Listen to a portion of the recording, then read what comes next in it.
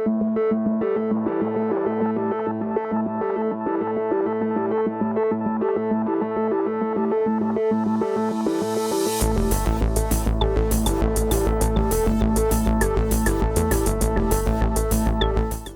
you, everyone, for joining us. This is so exciting to be back live in person. Yay! Yeah.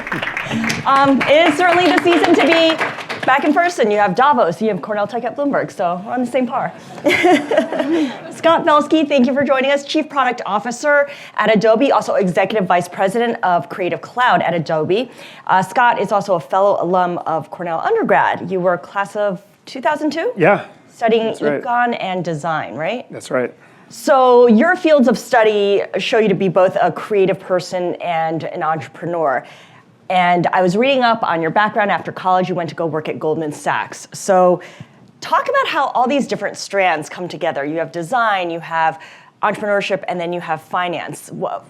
How did all of that play into your role at Goldman Sachs? Yeah, well, at the time, my internship in 2001, when you wanted to go into business, you went to Wall Street. So that was sort of the thing.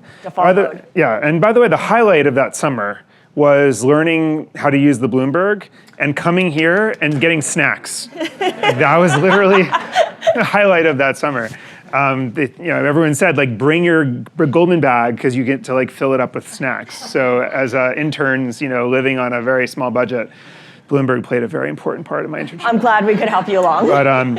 But no, Goldman was an interesting experience in whipping me into professional shape, I guess you could say. The last 3 years, I was at Goldman for almost 5 years, were in a sort of leadership development organizational improvement function at Goldman Sachs in the executive office. Okay. And so that was also an experience of learning the benefits of organizational design and also leadership development and building teams, and that sort of, I think that played a very important role for me as an entrepreneur. So you were there for almost 5 years, then you left to attend business school, Harvard Business School, and right around that time, you founded your first company, Behance. Yep. Did you know that you wanted to be an entrepreneur during this time, through college, the first 4 years at Goldman, or is this something that you just kind of stumbled upon?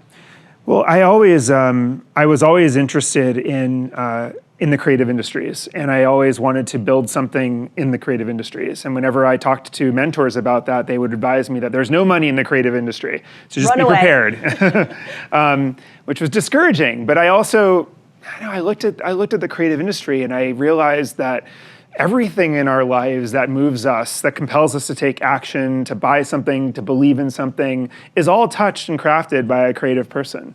Whether it be the books we read, the billboards that convince us to buy things, the art that moves us, and it just was striking to me that these are the people that make life interesting, and it's probably one of the most disorganized communities on the planet. A lot of creative people felt, always, in my friends at least, it felt like they were living their career at the mercy of circumstance. Mm. And the idea of building a company to help organize and empower creative people was interesting. So while at Goldman, I was always kind of brewing this idea on the side. I made up the term Behance out of just enhance. It sort of sounded like a positive word, and that's when when I left to go to business school, I really took 5 or 6 months off, and that's when things got going. In New York. Then I also heard that in retrospect, if you could do it all over again, you wouldn't necessarily go to business school and start a company at the same time. How challenging was it to do that, even with the 4 or 5 extra months that you took off? Yeah, so it was tough because I left probably in April and I started in September or late in August at business school. And I had found kind of my first full-time team member to work with me. And so I really arrived in Boston thinking I should probably drop out. And I remember this is before you started classes. Before I started classes, and I remember, and of course, family is like, you're insane. Don't even talk about that. And I was thinking, I don't know, the PR value of dropping out of Harvard Business School is probably better than graduating Harvard Business School. No one cares if you graduate Harvard Business School. And you save a lot of money. And I'm like, man, I could get my business going faster. And so always was the cusp of dropping out, to be honest with you. But I just was multitasking, and every weekend was coming back to New York. Of course, second year of business school, you can stagger it so that you're only there a couple days a week, and then they don't really care what you're doing as long as you graduate.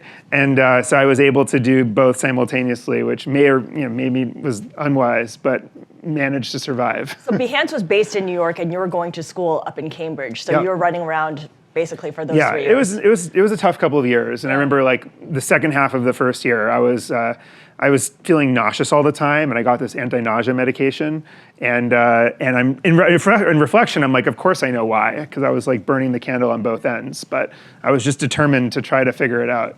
Well, you made it through. You talked a lot about how Behance came from this observation that creative people are often not very organized. What confirmed for you that this is actually something you can turn into a business? I mean, it's a good observation, it's astute, but how do you turn that into something that you can make money off of? Well, we ran our first and only focus group in 2006, and we got a bunch of friends of ours and friends of their friends together for a few cheap bottles of wine, probably at the time, and some cheese, and got them together and pitched them on this idea of a professional social network for creatives, and universally got negative feedback from all of them. They said, we already have MySpace, we have DeviantArt, we have LinkedIn, why would we ever need, and we have our own personal portfolio websites, like why would we ever need what you're describing? And it was a very grounding moment, and then we said, okay, well, what are you struggling with? And there was a litany of stuff. They felt like they never got attribution for their work. They felt their portfolios online were always out of date, and no one ever discovered their work. They were like, I put all this work on my portfolio. My mom knows how to get it, but no one else knows how to get my portfolio. And if you type graphic designer New York in Google, no one finds me.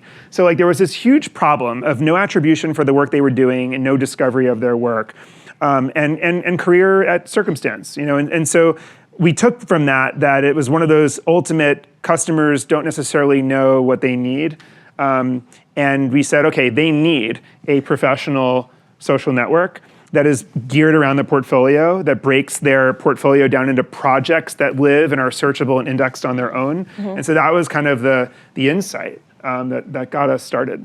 And that focus group eventually paid off in telling you what they said they didn't want, but they all joined Behance. That was like an important milestone for us when all those naysayers joined us. So you bootstrapped Behance too for the first 5 years of its existence. How were you able to do that? And was that by choice, or were you quartered into that? Well, this is a weird part of the story. So our first product was actually notebooks.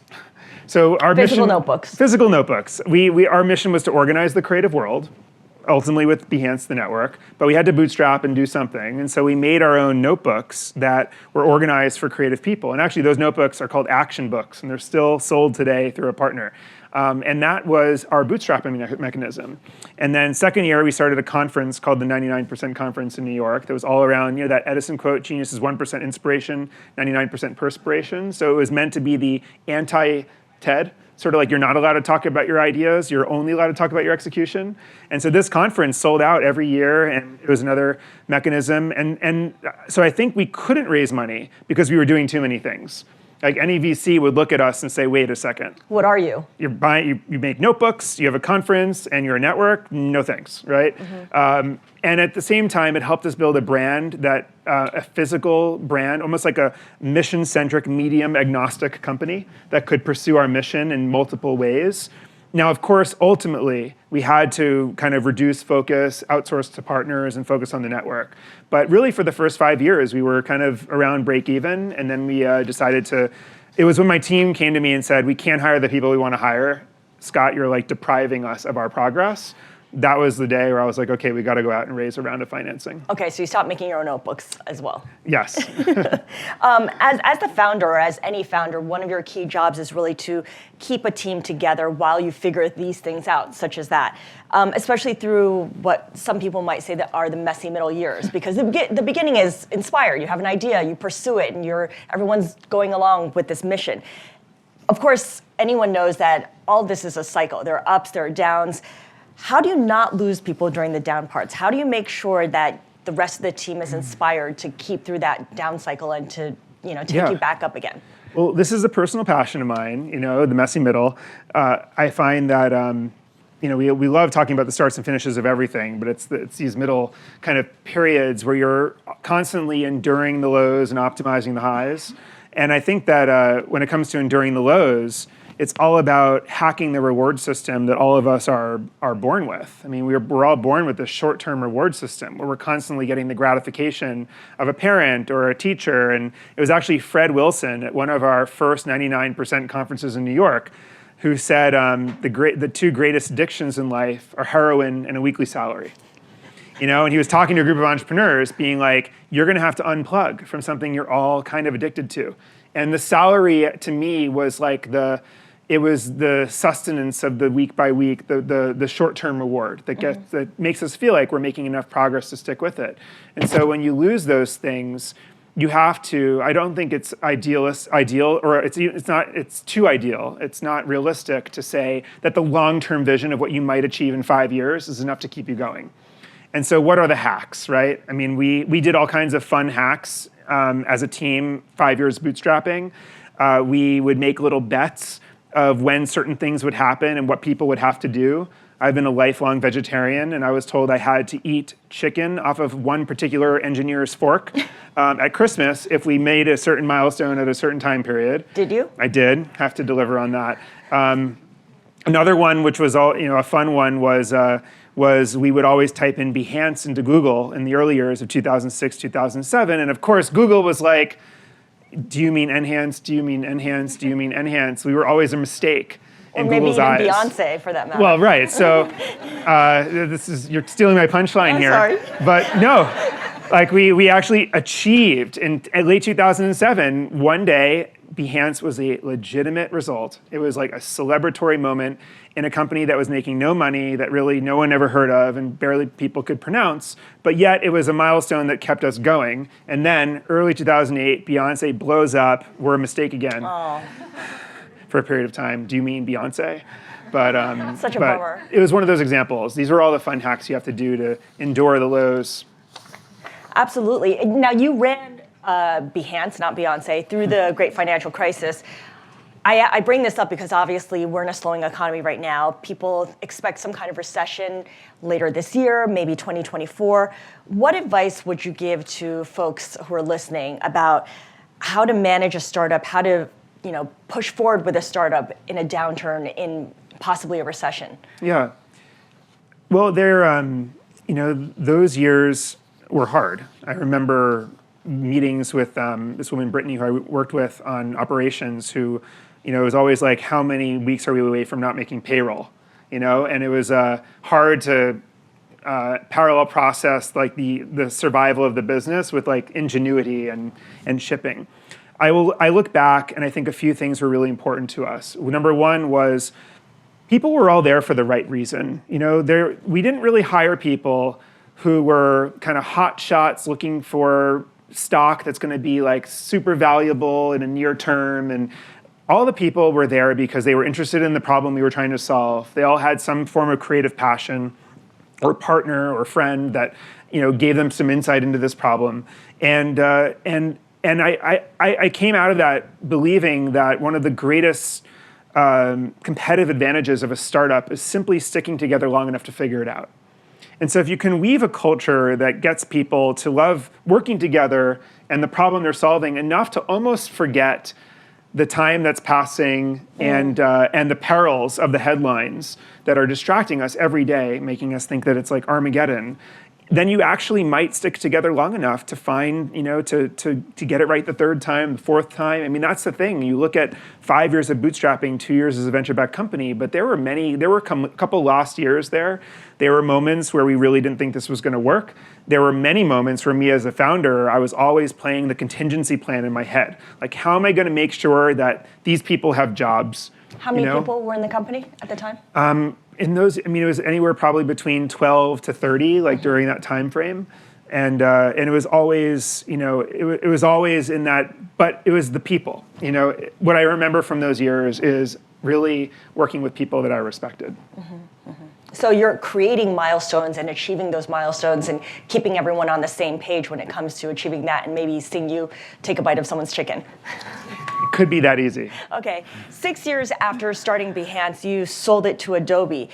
As the founder, I'm curious, and I want to get your take on what that process of integrating Behance into a big corporate company like Adobe was for you. Yeah, it was. It was. There's a year of indigestion after an acquisition, where the company is just, at Adobe we call it the Adobe bear hug. New companies are embraced, and you suddenly get 1 million people asking you questions, things. Can you do this? Can you do that? And you become very overwhelmed because you want to be polite, and yet you're overwhelmed. You're just trying, and you're also trying to accomplish certain things like integrating their identity system and the finance system and some of these other things.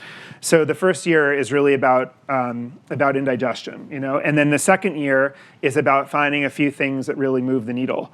And in our case, it was really an amazing time. It was 2011, 2012 was the time when Adobe flipped from software to subscription.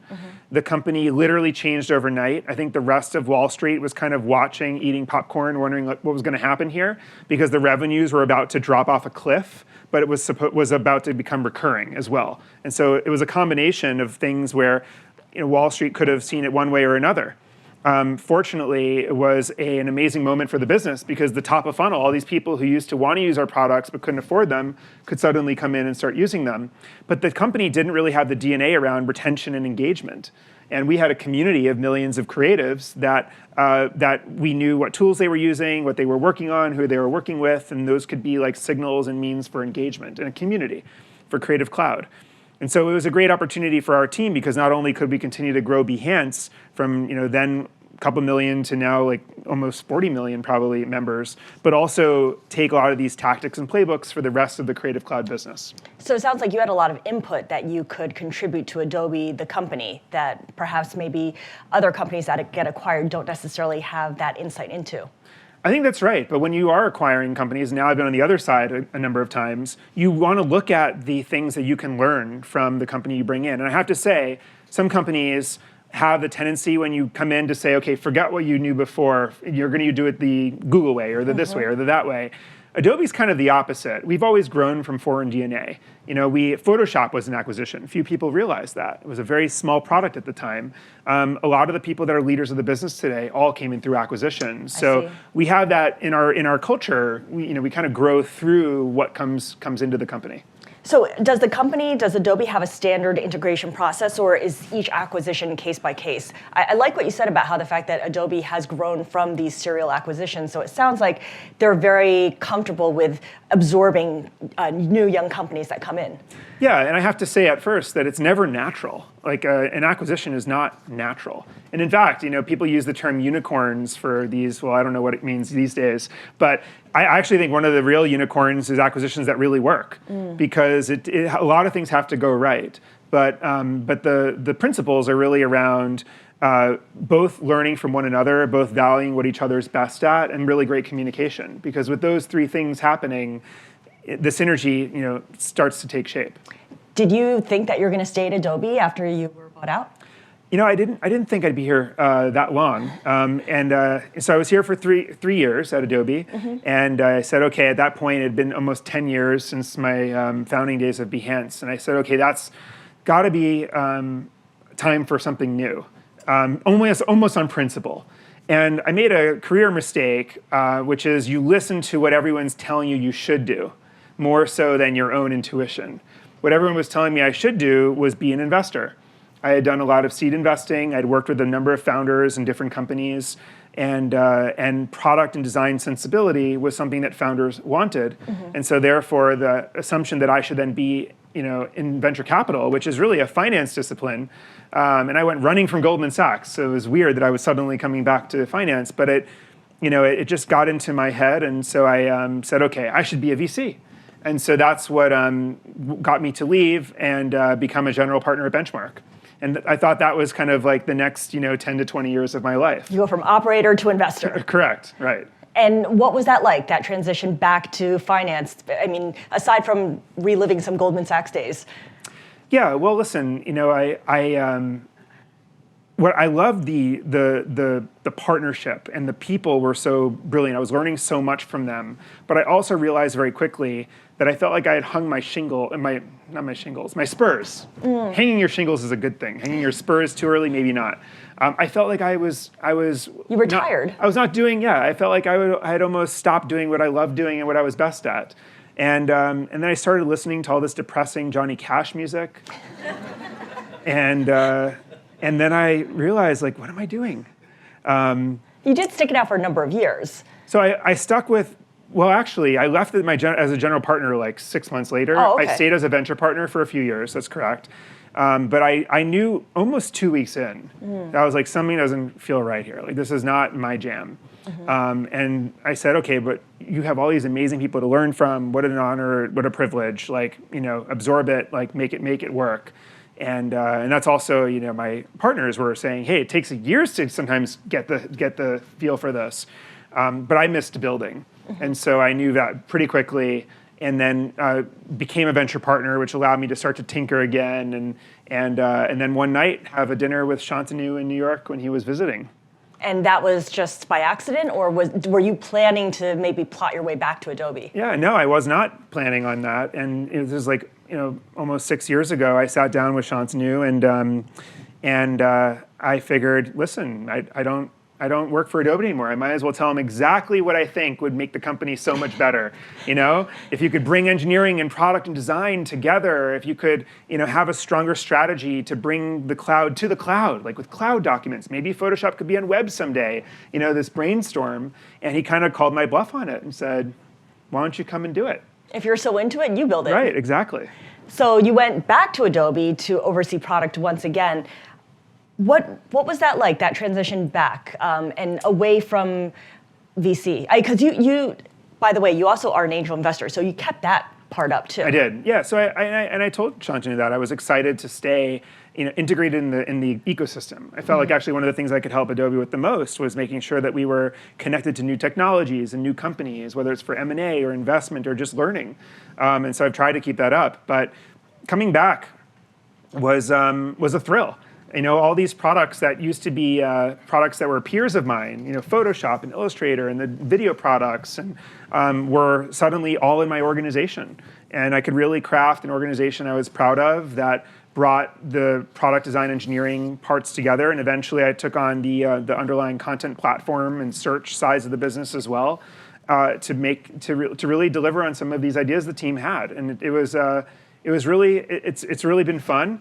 And also now with the advent of all these new technologies emerging, rethinking what Adobe's role is in the world is really a fun thing to do.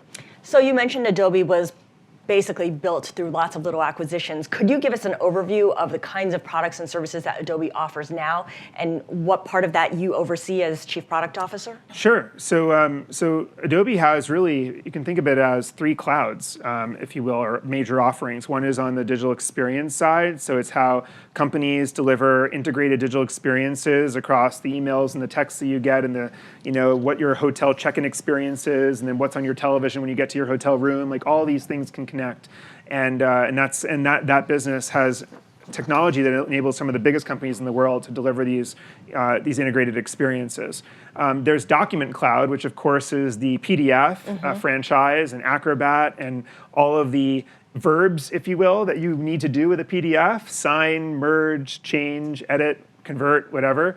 And then there's the creative side, which includes video products, animation, 3D and immersive, Photoshop, Lightroom, Illustrator, and the full gamut of some of the next generation stuff, including Adobe Express, which is a kind of a creativity for all product that we launched about a year ago. And so so all of the engineering, product, and design is integrated for all of the Creative Cloud digital media side of the business, which I oversee, and then also oversee design for the company. How involved are you in the day-to-day product development of Adobe and looking for potential new acquisitions? Well, it's certainly, every day is spent across some part of the strategy or product. I think what you learn when you manage an organization at this scale is that first of all, a lot of it is about the people. I have a group of vice presidents who run all these different segments, and it's really about making sure that I can clear any path for my team, that I can also recruit and make sure that we have the best leaders possible for these segments that are pushing the edge of what's possible. And also that I can help recruit some of the best talent in the alley or the valley or anywhere in between that can really also push the agendas forward. And then the fun part is also working with our partners, whether it's on the future devices for VR and AR and the next generation of mediums. All these mediums are exciting, but they will completely fall flat if they're not rich with interactive creative experiences. And so it's fun to work with the partners who realize that our technology is only as good as the content that people encounter within it. We're not going to buy anything unless the content itself is amazing, and you have to outfit the creatives to do that. So that's part of the strategy work as well. Otherwise, just the shell. It's Correct. an offering with nothing in it. Right. You had mentioned that Adobe was ahead of the other companies in the tech world in shifting to the subscription model from selling licenses, and it smooths out the revenue stream, right? You get a recurring revenue as opposed to a big revenue spike once a year or once every other year when there's a new version of the software coming out. Do these, what previously were standalone software products, do they still have a role in the marketplace? I mean, does it make sense at certain times? Well, the real unlock for us in terms of the customer value from the subscription model was, first of all, having the ability to have web apps and cloud processing and artificial intelligence type stuff in the cloud and integrate those features into the desktop products in ways that actually cost us an incremental amount every month. But if it's on a subscription basis, it sort of opens up the funnel for all these sorts of things to come to life. The point products, the flagships that are now I consider them actually multi-surface. I mean, you look at Photoshop, it's on iPad, it's on desktop, and it's on web. And they all create a cloud document that can be picked up and finished on the other surface. And so in some ways, we've tried to obfuscate away the idea that the desktop download version is different from the others because you can really pick up and leave off anywhere, much like any other cloud software that we use in our lives. And so that's been the goal. And what I also am finding is that newer customers oftentimes prefer one of the simpler, more modern, newer interfaces that you might find on web, for example. Got it. Now, one of the newest acquisitions that Adobe's made is Figma, which is a design firm, so very much in your wheelhouse. I guess my question is, it hasn't closed yet. It was announced. Does Figma become Adobe, or does Adobe become Figma? Well, I think that if you look at it from the standpoint of the DNA analogy, Figma should change Adobe. Mm-hmm. Figma is new DNA. It's powerful DNA. There's so much to learn. I also know Dylan very well. I know that there are things that Figma's really excited to learn from Adobe. And so that's kind of the culture of this decision that we made.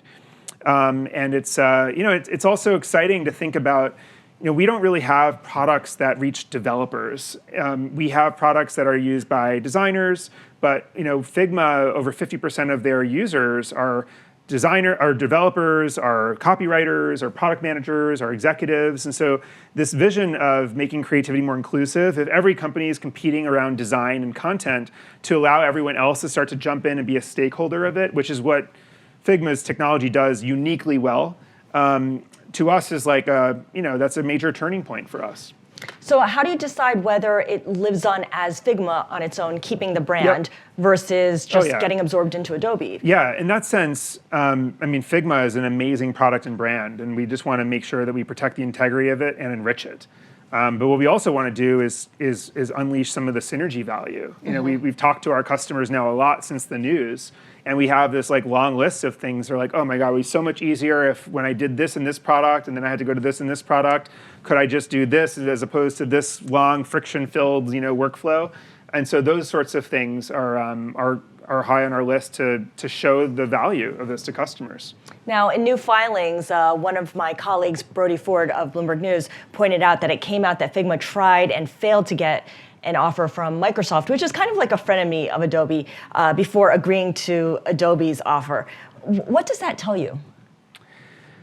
It was fun reading these S filings. And I saw, it chronicled my breakfast with Dylan. But no, it was. I wasn't surprised, if I were a founder that was responsible to shareholders and had a board, and as excited as I may have been about any possible acquisition, even with Behance, which was a much smaller acquisition, obviously, but we went and had a few other conversations to get a barometer of value and options and that sort of thing. So it wasn't such a surprise. Okay, it was the responsible thing for the founder to do, as they should, to try to get the best price. I would assume. And why do you think, in the end, Adobe won out over Microsoft? I mean, it's charming. No, it was Dylan and I have known each other for probably 10 years. And every conversation with Dylan was always about what could be the potential out of this. Like, what could this all look like? How could this all work?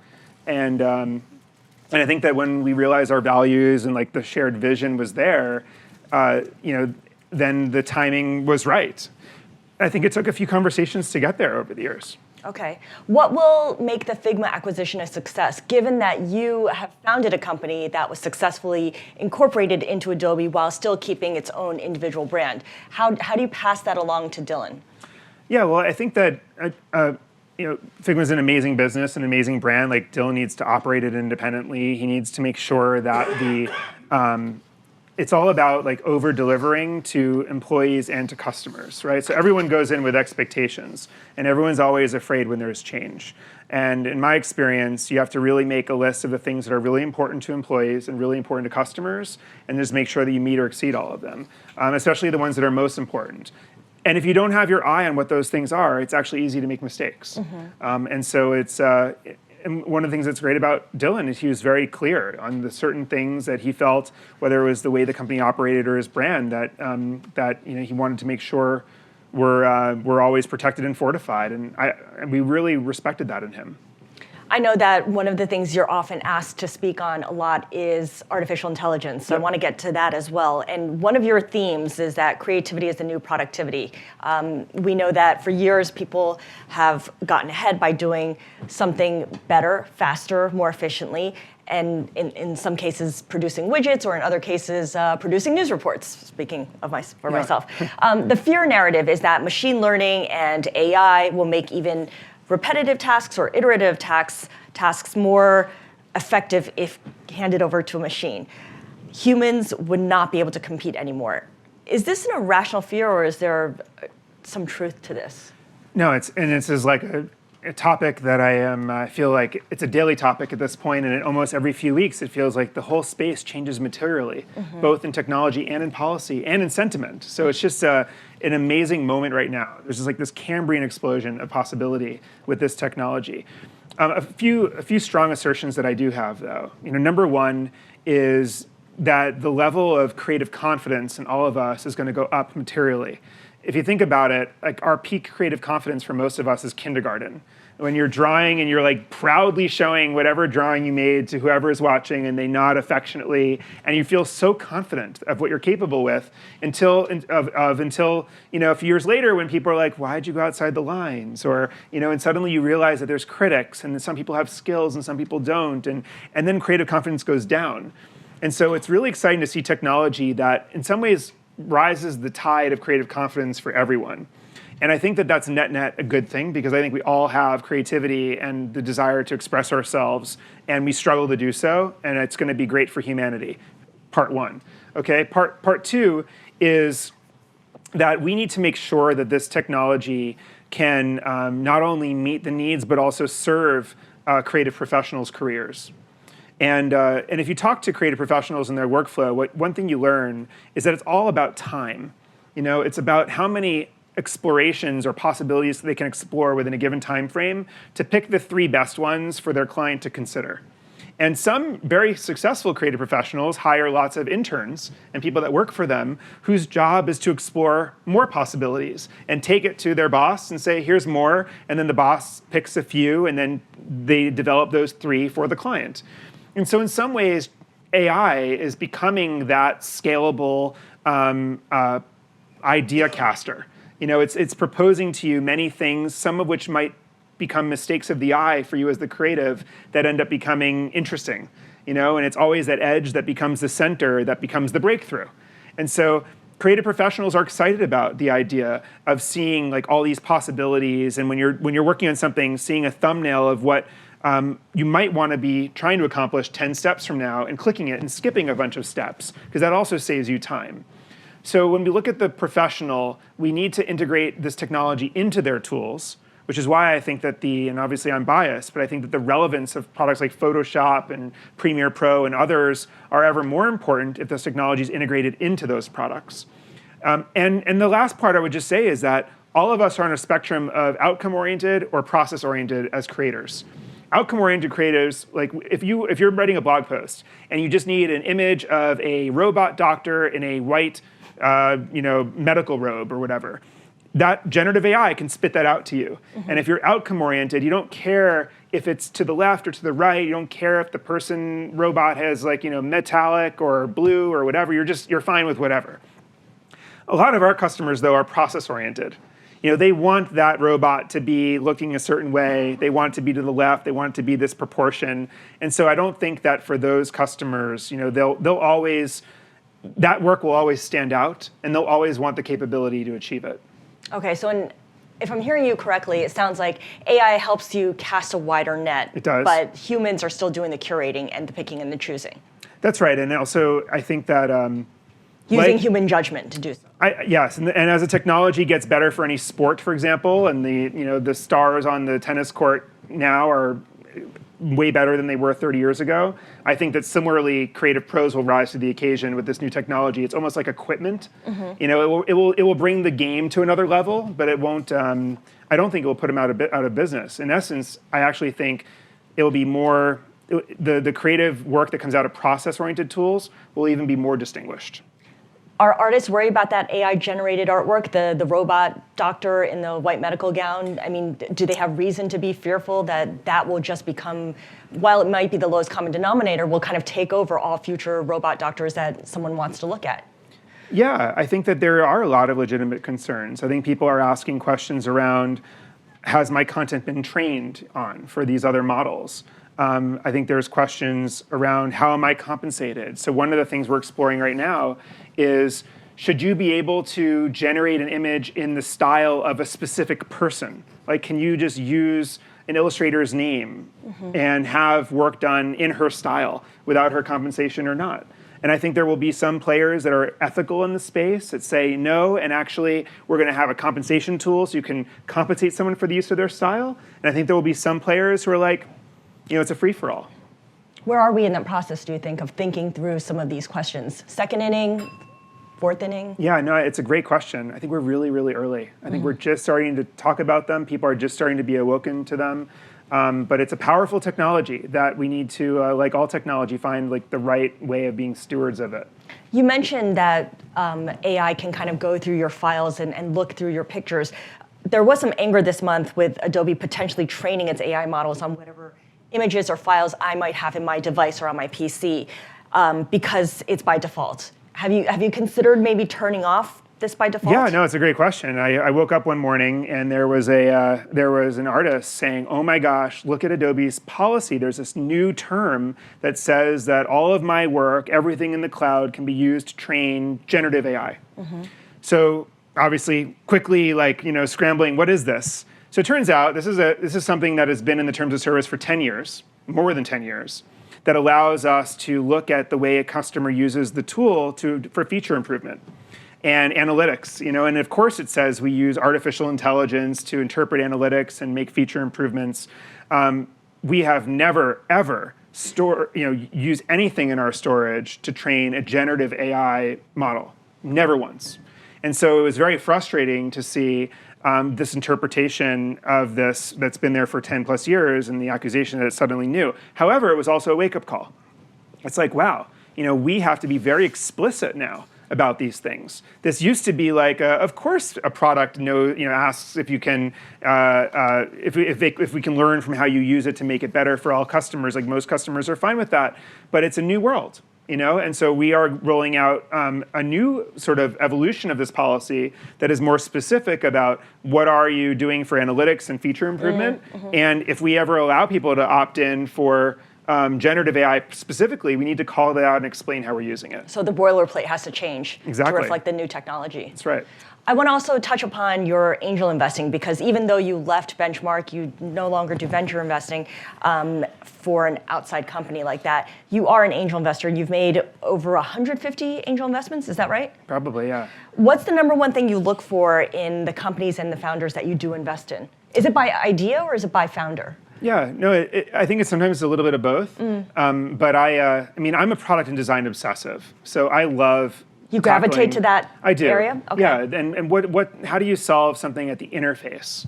And it also, does the team have product sensibility? And what I mean by that is, are they really empathetic to like where the customer is? Do they think about the breadcrumbs of the experience? Is it always is the object model of a product very not only very elegant, but also does it help you attempt to solve a problem in a new, much better way, right?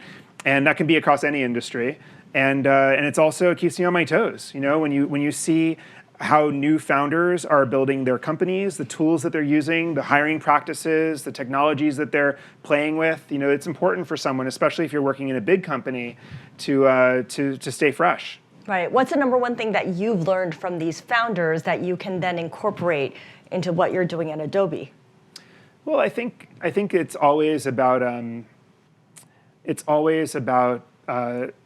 new workflows and also ways of designing an organization.